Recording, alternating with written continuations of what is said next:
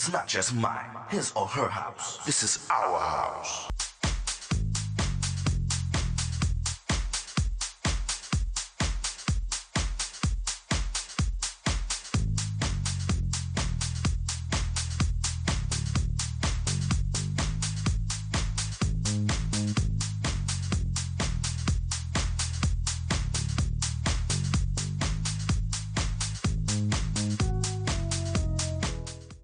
Hello, my name is Tyrone Lowe. I'm your host. The show is called The Legends. In the House of the Legends, I thank you guys for actually subscribing to me and showing me love all over the world. In the House of the Legends, I have somebody that's truly a legend, and his name is Ray Pinky Velazquez. Welcome to The Legends. Welcome. Thanks so much for having me today, Tyrone. It's a pleasure. You know, it's really an honor, man, because for someone in your caliber that's actually been doing this for years and actually giving a lot to a lot of people as far as information and things like that. Because what I like about you, Ray, is that from the last interview that I did with you, you know, I see that you were very informative about things about the industry. And you know, he's talking about record labels, we was talking about setbacks, we was talking about copyrights, things like that. But we're going to bring everybody back up to speed. So in the beginning for you, how was it that you actually gravitated to, you know, the fact of that you wanted to be a DJ? Well, keep in mind, Tyrone, that, you know, my whole background, when I think of becoming a DJ, you know, what inspired that? You know, what made me feel that this is something I like or something that I wanted to pursue. You know, we all have interests in life, and you know, there are points where we just want to dive into things sometimes, especially when you're young, you want to explore. So you know, I had gone to a party in the Bronx. Blessed Sacrament was the name of the church, and they had an event around the Soundview area in the Bronx. And my friend who was, you know, went to school with me at Cardinal Hayes in the Bronx, Ruben Quinones, well, his brother was DJing, and when I say DJing, to me, at that time in the early 70s, I'm not sure what that really meant when Ruben had told me, let's go see my brother tonight at Blessed Sacrament Church. They're having a DJ event and he's DJing. I said, well, let's go. You know, Ruben was a good friend of mine. I trusted him. So we went down to Blessed Sacrament Church. And that night, you know, and we got there a little late. I think Ruben wanted me to come a little late because there'll be more of a crowd if we came later than as compared to earlier. And walk into a dark room, just like the room we're in now, as far as the background setting, all dark, black lights. And here's this DJ, and this is 71, 72, playing with two turntables, sound effects going on in the room to music. And I'm watching him. And I'm saying to myself, wow, you know, this is incredible. You have these large speakers, sound system, music, people having a good time, and there seems to be another level of excitement beyond the excitement that was there. And I was tapping into that. I was saying, you know, there's electricity here, you know, and I love it. You know, I mean, you know, I grew up playing baseball, sports, so I understood the excitement, you know, that I was connecting to. Long story short, after, you know, at some point I spoke to Ruben's brother, Noel, and he informed me about the equipment, the music, and I learned a little bit about quote unquote DJing that night. And when I left, I was, you know, I was caught. I was hooked on the concept of being a DJ, or at least wanting to explore it. Right. Long story short, I started DJing parties at City College when I went to City College, CCNY on Convent Avenue. I met Russell Simmons there from Run DMC. He was doing big parties there. Right. And long story short, I started performing at the Stardust Ballroom in the Bronx, and eventually I started getting work in Manhattan, and eventually wound up at the Ipanema. And from that point on, my career really took off as a DJ. My question to you was, at that stage, like in the 70s, was that like the disco era, or was it to Well, the point where... it's a good point. There's a good point. There's a lot of different points of views. Okay. When it comes to a lot of this dance music, and today we have different forms of house. Yes. You have, you can go back and say that a lot of the house music started back in Chicago, and Frankie Knuckles was part of that at the Warehouse, and David Mancuso at the Loft, and Larry Levan at the Garage. Right. Different forms of dance music. To me, I call it all dance music, so Right. that there's no roadblocks in people's minds as far as what type of dance music is that. I think for the most part, people feel a vibration about music. They like it or they don't like it. If you don't like house music because you like European dance music, disco, that's one thing, and vice versa. So, as far as I'm concerned, I try to put it all in the same box of dance music, so that people can understand that there's a dance vibration Right. in the music that everyone can relate to. Okay. But yes, there are different categories, and as we go into the future, Tyrone, Right. we get more and more dissected. Right.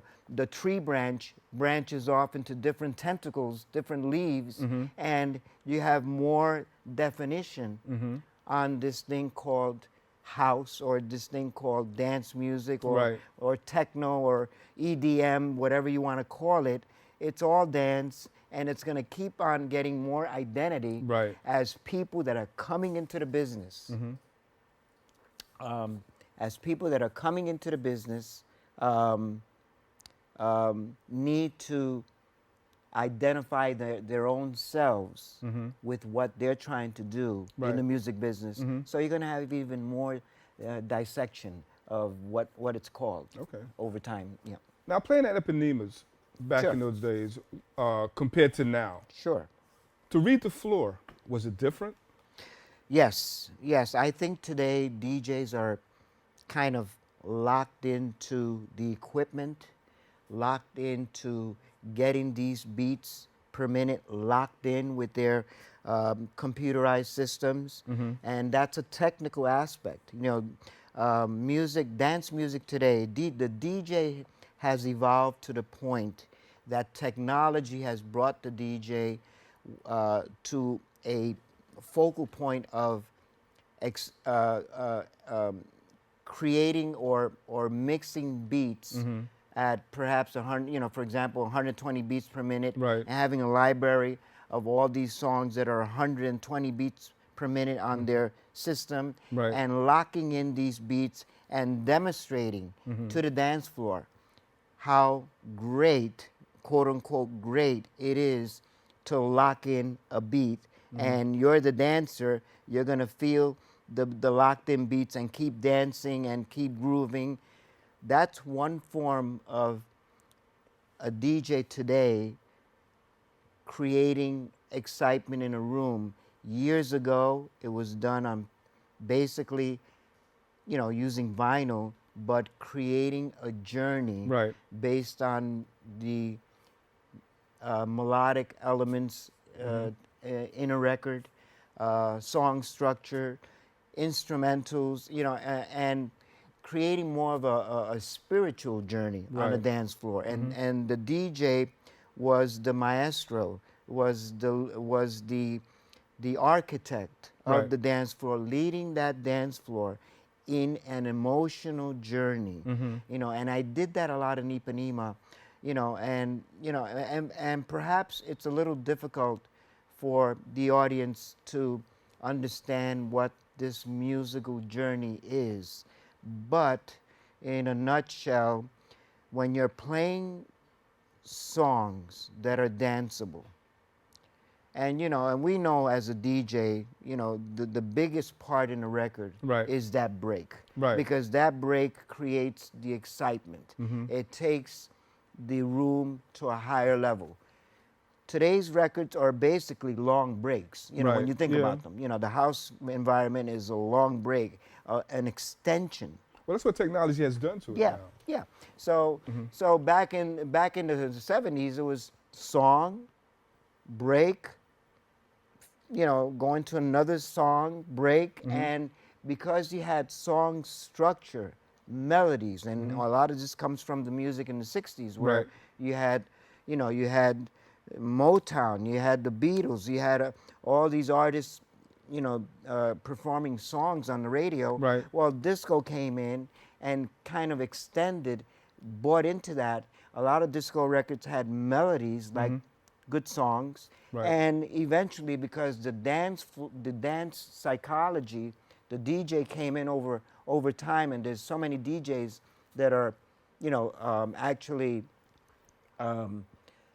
entering the DJ arena globally now. It's a global phenomenon. Right, right. You know, these DJs are competing with each other Right. and psychologically for a little quote unquote piece of the pie, and they have to do it by attacking the dance floor Right. and forgetting about the melody, because it's more important to give that dance floor bass and rhythm track as compared to melody and song. Right. And that's the difference between the two eras right now. You know, politically speaking, Yeah. from then to now, it's a whole different aspect politically because of the judgmental part of what I hear from different DJs, and which is very much annoying to me due to the fact that a DJ is a person that's actually entertainer, as you say, a maestro.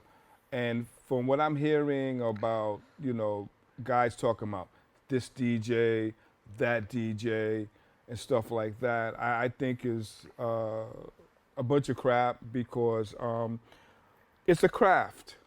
Yes. You know, it's a skill. Yes. It's also an income. You know, and I think that for somebody judge you on your equipment, and you know this person and that person, and then it has gotten to the point from the 70s to now where it's become cliquish. What's your take on that? When you think of the evolution of dance music and you think of life in general outside of the box of dance music, in other words, people do things like this all the time. People start identifying people Right. because of their race and their color. I mean, we have a divided country today, you know, and these are things that are subconsciously going on. People live with a lot of fear, you know, and because of that fear, they start performing, they start looking at things with the sense of organizations, cliques, you know, this DJ is like this DJ is like that because of this reason, that reason. And what you're looking at is an environment that is quietly looking for an angle Right. to protect itself.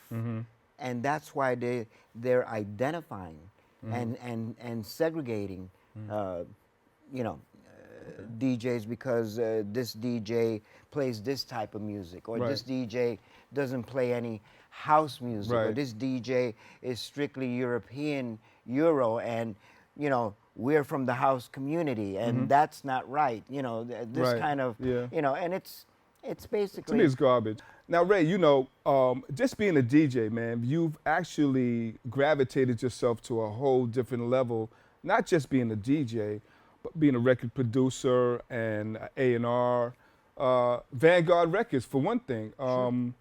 Let's talk about Vanguard Records, because I remember when I had got Carol Williams from Vanguard, and I remember I still got the 12-inch.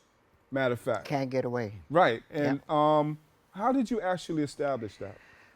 Well, you know, at the time, I uh, I was a member of the International Disco Record Center, IDRC. Eddie Rivera was the Yes, president, yeah, mhm. and you remember Yeah, of Eddie course. going back to the 70s. And Eddie was very influential in getting a lot of records for his record pool, the International Disco Record Center at 873 Broadway and at 18th Street in Manhattan. Right.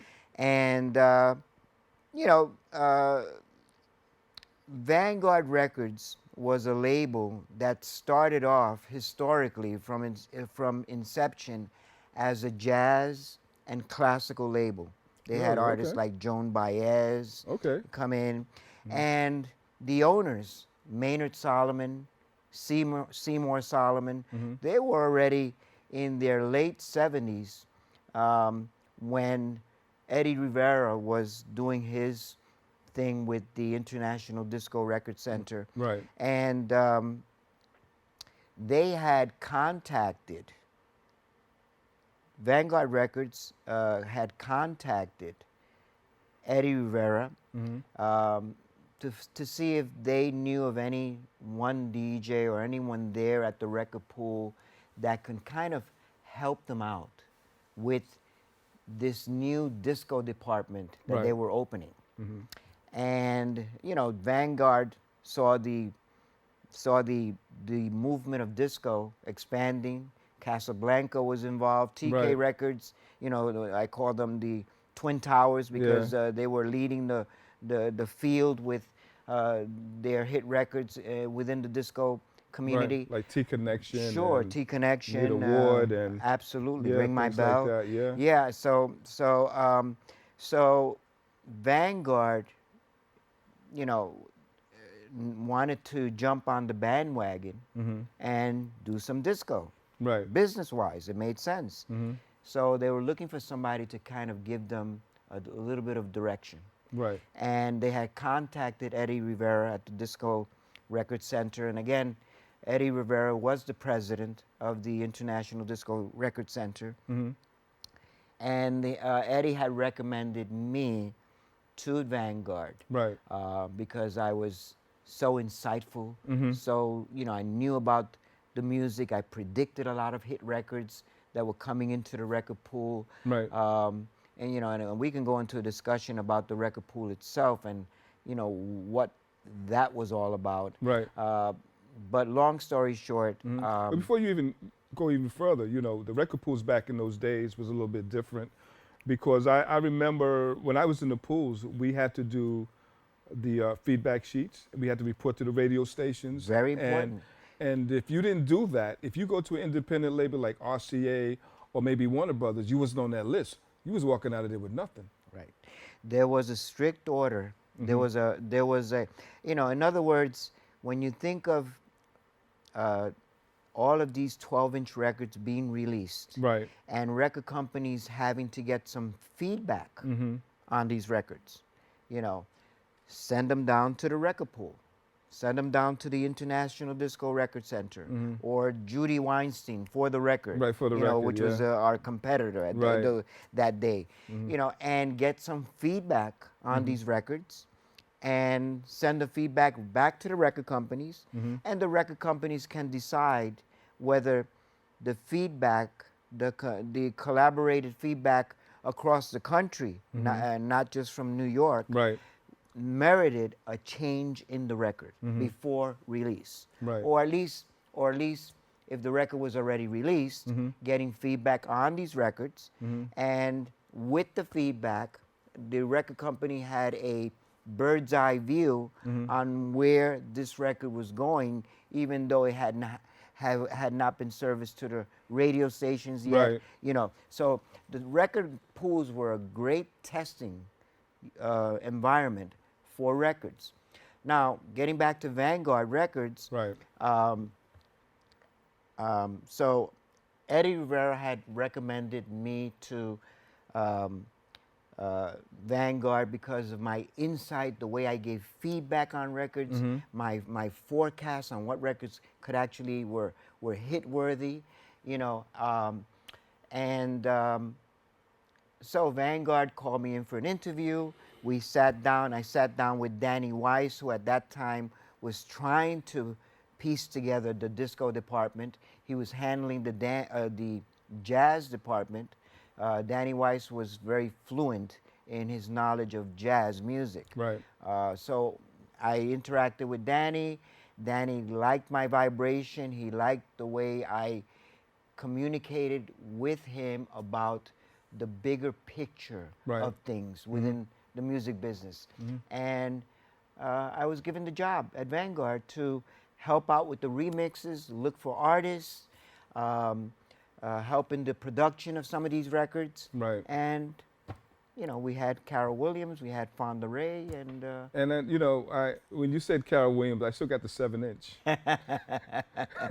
we have the 10-inch too. Yeah. The 10-inch Okay. on Can't Get Away. Because which when I first got it from the pool, yeah. I'm like, they still giving away 45s? You know, and it was a Carol Williams. Plus, and by the way, I had Carol Williams on my show as well That's right. and stuff. Carol's a phenomenal person. She is She's very nice. She's a sweetheart. And her She son really as is. well. Yes, Her son as Deverne. well. Yes. You know, today, how do you actually say what today is as far as industry? Well, when you think of what has evolved Right. with dance music, and again, dance music is just one part of the industry. And you know, a big part. You know, for example, my working at Vanguard, as compared to being a DJ on the weekends, and then during the week working at a record company, I had two different mindsets. Okay. A DJ is getting, you know, his job is, or her job is to get that dance floor spiritually involved and happening. Right. And a record company, you're thinking about radio, clubs, sales. Right. If you're not selling records, what are you doing? You know, right. at a record company. Yeah.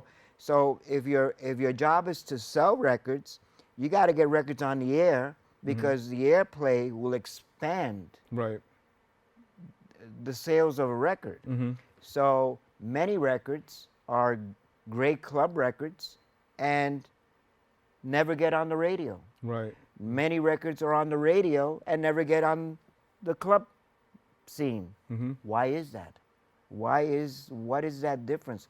Why is there that separation? You know, and you know, this is how you learn about the business. Right. You know, you know, listening to radio, getting an idea of what records have a dance vibe that are radio oriented because they have a song, there's an artist, there's a melody, radio clicks into that. That's more of the radio atmosphere, and the club scene is more of the what I would call the darker area, the bass, the drums, the rhythm tracks. That's the crux of the clubs. So when you're working at a record company, you're thinking about creating a marriage here. You know, radio and clubs to get full leverage Right. with what you're doing at a record company, and at the same time helping an artist extend their career, having another follow-up record with an artist because the first one did well. Right. So there's different things going on. Let's talk about some of your remix. Sure. You know, because you've done a few. You do like Eddie Grant, and you've done quite a few. Sure. Tell the viewers about some of that because it's very important that they know about that because a lot of people have heard it, like Eddie Grant, like that, but they don't understand the history behind all of that. Right. So can you tell the viewers about that? Well, you know, and it ties into exactly what I was sharing with you right now, Tyrone. You know, this difference between clubs and radio. You know, let's say for example, I'm doing a remix at Vanguard Records. They're asking me to remix this record. You know, and what does that mean? You know, the word remix has really become part of the DJ phenomena today. You know, this whole thing of remixes and remixes, and now you got records with 3, 4, 5, 6, 6 mixes of a Yes. record. You know, on a release. You know, and over time you may see even more Right. because the mentality is, you know, let's do remix. You know, so Right. let's do more. Let's feed into that.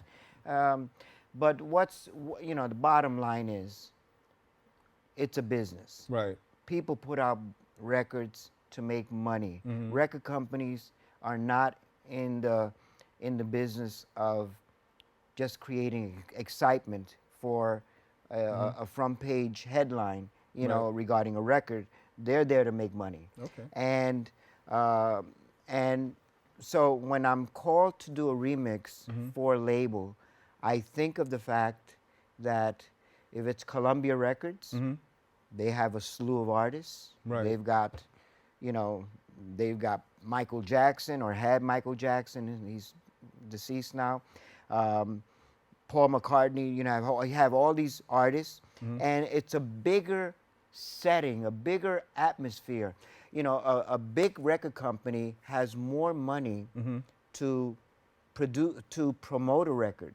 So Right. when you do a remix for a bigger company, you already know that you have a little bit more firepower behind the mix, because a bigger record company will invest more to promote it, to get it out to the right DJs and stuff. So, so getting back to, Well, before you get into Sure. that, because we're running out of time. Okay. But I hope you guys got a lot out of this, because this is education coming from the master himself. I would say that, because from the 70s to now, it's a whole lot of history. But briefly, Ray, tell the viewers about what's coming up with you, some current events, and also let them know how they could actually get in contact with you.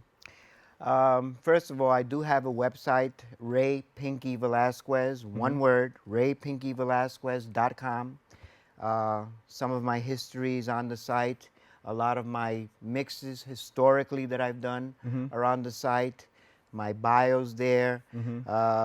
You know, I had an event last year where I performed for the Funhouse reunion, and the Funhouse, you know, was a very big entity during the 70s. Right. You know, so I did their reunion as a DJ.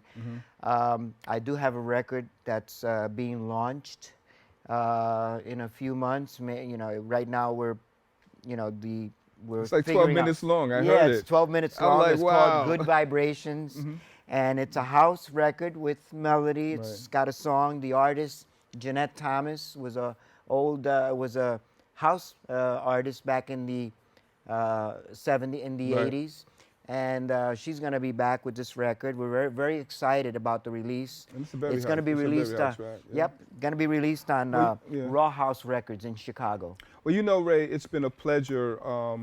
There's so much history between this guy, man. I'm going to bring him back for a part 2. And I'm very serious about that, because he's talking about things that needs to be known fundamentally about where all this came from. But in the meantime, this has been another T-Lo video production.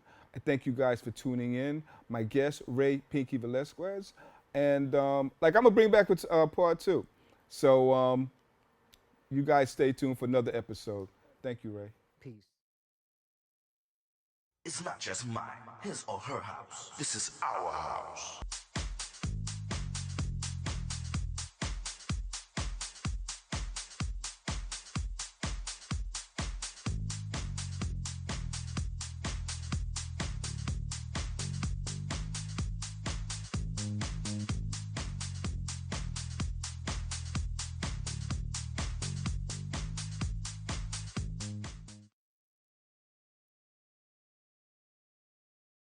Yo, man.